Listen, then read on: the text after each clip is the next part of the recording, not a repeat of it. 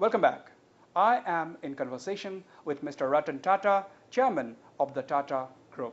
A slightly different thing, Mr. Tata. How would you like to best, or us to best describe you as a humanist, as a world leader, or as just an Indian who want India to be successful at every stage?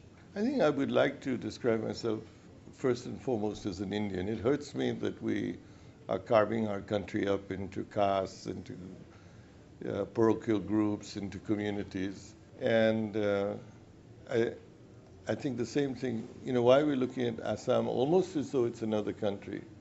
It's a part of us. We need to be as much at home, and Assam should feel as much at home, and not a periphery, as you put it, of India. Mm-hmm.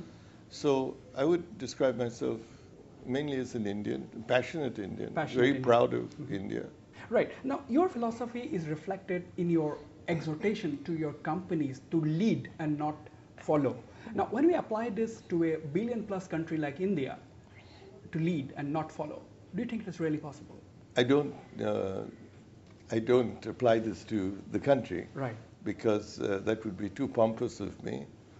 I apply it to our group because, and it has worked. We always tended to follow because it was the safest thing to do. Mm-hmm. And I realized that if we told ourselves that we should lead, that we might change our mindset. I never in my wildest dreams thought that the whole group would just rally to that and take that on, which they did. So I suppose there'd be a chance that the country could do the same. Absolutely. And what does power and influence mean to you? Because you are voted as one of the 100 most powerful people in the world. It means nothing, and I'm not one of the most powerful or influential persons in this world. In fact, I'm very much a recluse.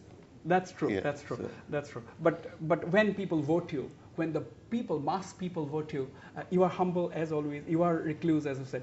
But when the people vote you, what do you feel? I don't think much about these polls per se. I don't attach too much importance to them, and I feel an embarrassment to be voted that way. You have always been unconventional, like, for example, your acquisition of Chorus and Jaguar in 2007, 2008, at the peak of the global recession. It was, somebody described it as a king's gambit. Looking back, what do you... There's a correction. They were not at the peak of the recession. Okay.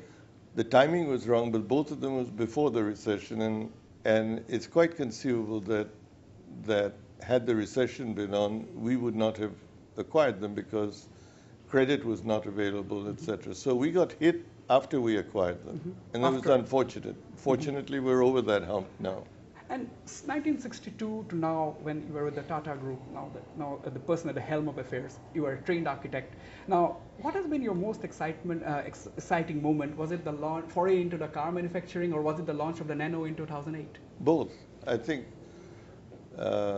launching the first Indian car, the Indica, was a great challenge and a great satisfaction, because everybody at that time said that you couldn't design your own car, that you had to have a license agreement, had to have a collaboration. Launching the Nano was even a greater thrill, because more people threw stones at you, more people said things couldn't be done, more people blamed you for a myth, and so on. And the challenging circumstances. And so that was very, very moving for me when we did it.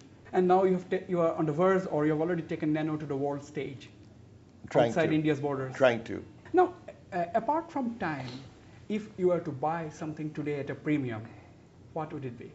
Oh, I don't know. Each one of the acquisitions has had a strategic fit. So it would need to be that. It would need to be a company that had the same value and ethical system as we did. And those would be the main criteria. It was really strategic, and it really fit, and the chemistry was really terrific. Then you would not mind paying a premium. Okay. Now, time is a premium. You don't have time. Now, something which is most passionate to you, flying is one, of course. Yes. So what could it be, for you?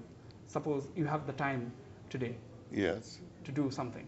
I'm flying. I'm Flying. flying back to Bombay. You're flying yourself? Yes. Today? Yes. Oh, that's great. Flew here this morning. You flew your Yeah. own jet. Okay, Yeah. that's interesting. Now, I mean, before I end, we are not expecting you to retire from active service anytime soon, but suppose you retire at some point and you have enough time at your hands, or at least more time than what you have today, what would you possibly be doing? Oh, Designing things? yeah. I've made that statement that I'd like to form a small design group that could have fun and not have to. No commercial interests? Well, if commercial excellence came along, that would be great. But otherwise, just the fun of designing and What kind of something that must be working in your mind that you would like to design this? industrial products, consumer products. I'd love to design cars, but 6 or 8 people couldn't do that. You need a much bigger organization. On that note, we shall go for another short break, but stay on. We'll be right back.